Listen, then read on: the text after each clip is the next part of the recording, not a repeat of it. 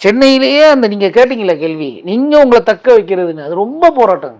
ஒரு part time வேலை பார்த்துக்கிட்டு, சினிமாவிலே இருக்கணும், வயசு ஏறுது, மெச்சு நமக்கு பொண்ணு குடுக்க மாட்றாங்க, சினிமான்னா பொண்ணு குடுக்க மாட்றாங்க. ஆனா நம்ம பக்கத்து வீட்டுக்காரங்க அந்த படத்துல நடிச்சீங்களான்னு ஃபோட்டோ எடுப்பாங்க. எல்லா பெட்ரோல் தீரும்.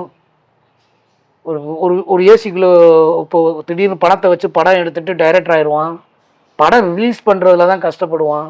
ஒரு ஏசிக்குள்ள தான் உட்காந்துருப்பான்.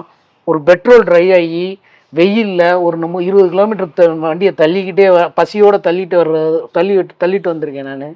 பஸ்ஸு கூட்டத்துக்குள்ள இடம் போட்டு உட்கார முடியாம நின்னு, சரி வயசானவங்கள உட்கார வச்சு அந்த கூட்டத்துக்குள்ள நின்னு வந்திருக்கிறேங்க. ரொம்ப போராட்டங்கள் தான் எல்லாமே அங்க. அத அத அத சந்திக்க தான் எனக்கு தெரிஞ்சு ஆக்டிங்ல நான் கிளாஸுக்கு போய் கத்துக்கல. ஆக்டிங் அங்க இல்லங்க.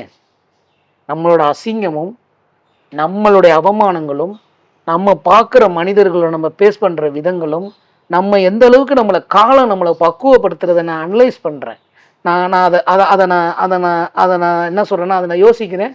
அத என்ஜாய் பண்றேன். அதுதான் எனக்கு ஆக்டிங்கா வெளிய வருதுன்னு நான் நெனைக்கிறேன். இதெல்லாம் சும்மா என்ன சொல்றது? தியரி தான். ஓகே. மனப்பாடம் அது. ஆக்டிங் அ ஃபோக்கஸ் பாருங்க, அத பாருங்க, இத பாருங்கன்னு.